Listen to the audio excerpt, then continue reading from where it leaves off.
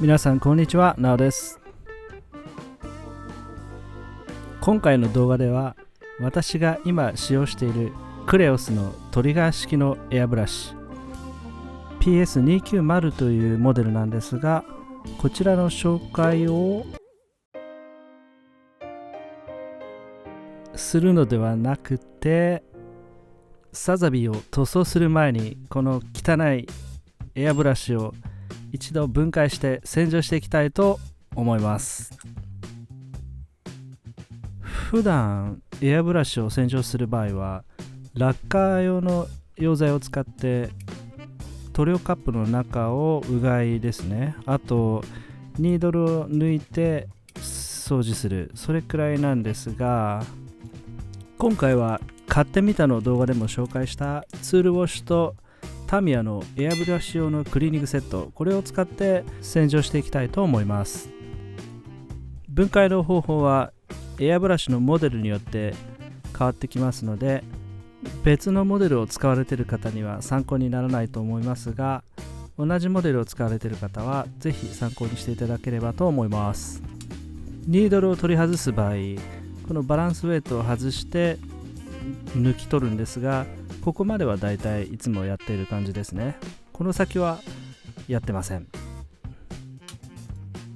タミヤのクリーニングセットにパーツリストが載ってたんですね。それを参考にして今回は分解を行いました。小さなネジなどもあるので、なくさないように慎重に作業を行います。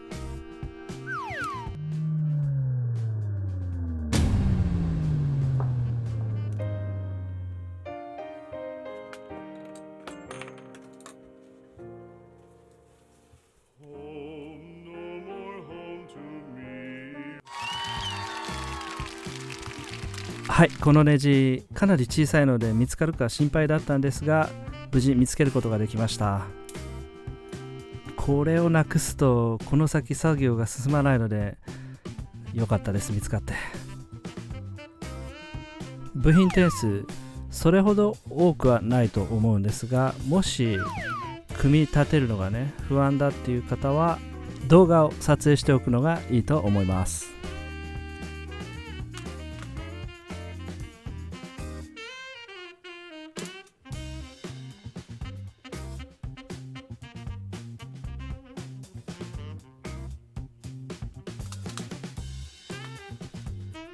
オプションでドレーン&ダストキャッチャーを取り付けてるんですが、これは洗浄できないので取り外しておきます。エアバルブジョイントもエアしか通らないので洗浄は行いません。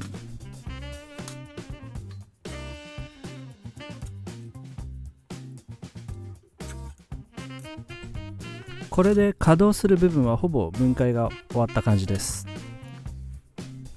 あとは塗料カップ、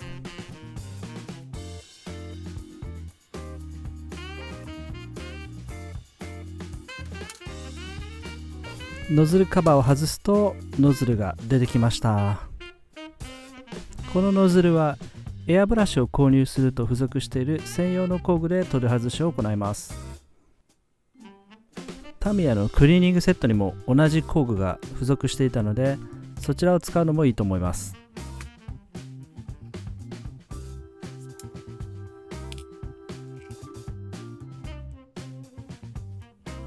ツールクリーナーは今回 250ml 入りの一番小さいものを購入しました。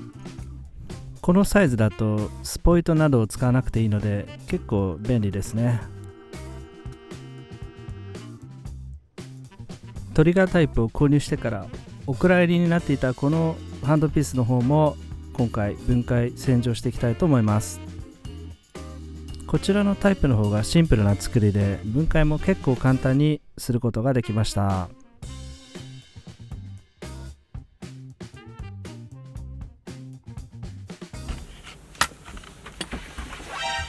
ママ、パパ、ちょっと一個テープちょうだい。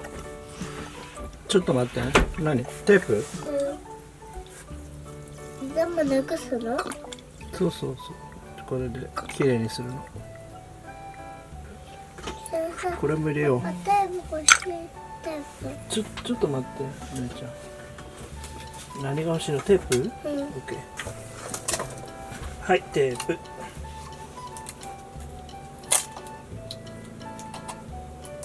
切れた？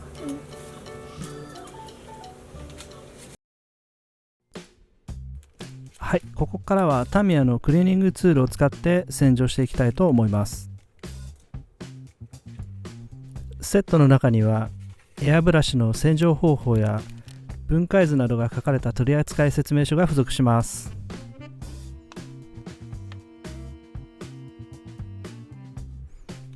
このクリーニングキット、ブラシが2つついてるんですが、このブラシが欲しくて購入しました。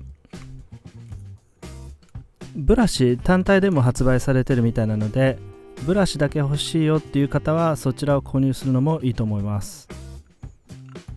この細い方のブラシ、かなり細いんですが、このノズルの中も掃除することができます。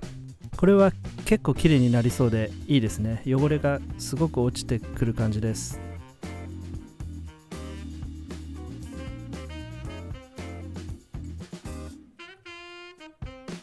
ニードルの掃除、これは結構雑にやっちゃってますが、曲がってしまうのでできるだけ丁寧に掃除します。ブラシでは落としにくい部分、そういったところは綿棒で掃除しました。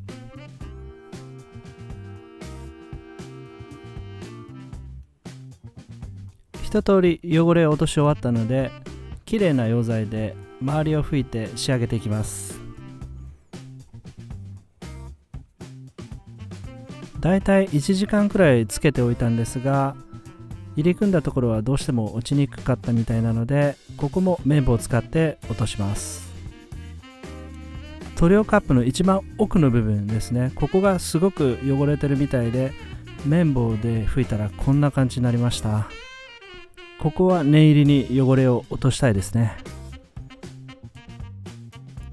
はい、洗浄が終わったので組み立てていきますが、まず最初にノズルのエア漏れを防止するシール剤を塗布して組み上げていきます。このノズルなんですが、きつく締めすぎるとネジが傷んでしまうみたいなので、なるべく優しく締め付けます。映像ではレンチを使って軽く締めてるんですが、ここは手で締めるだけでもいいかもしれません。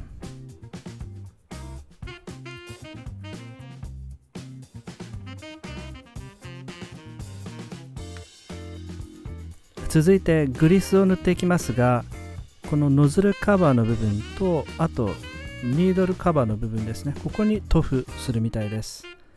私はこのレバーの部分が擦れてる感じだったので、ここにもグリスを塗っておきました。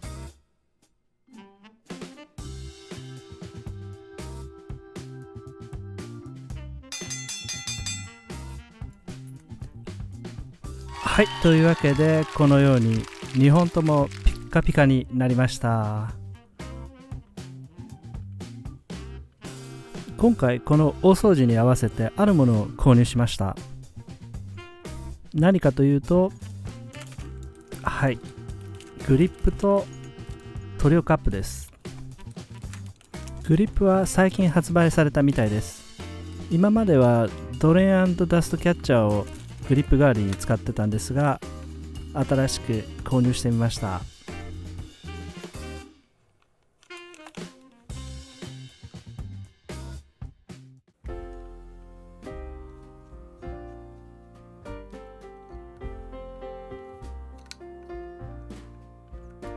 グリップの本体への取り付けは特に工具等も必要なく、簡単に取り付けることができました。ドレーン&ダストキャッチャーと比べて劇的に変わるかというと、正直それほどでもないですが、トリガータイプなのでやっぱりこのグリップがあった方が使いやすいと思います。 30cc の塗料カップの方は一般販売はされていないんですが、パーツ注文することで入手することができます。私はこういったアフターパーツも取り扱っているさとみデザインさんで購入しました。 15cc でも十分大きいんですが、30cc あればサーフェーサーやトップコートを拭くときに結構楽になると思います。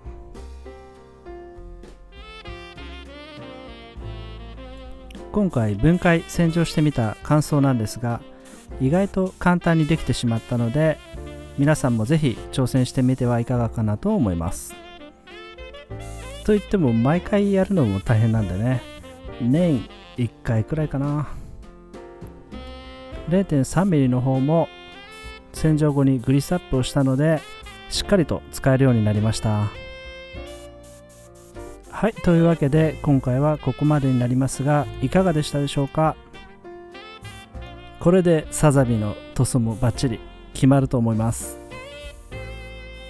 最後まで動画を見ていただきどうもありがとうございました。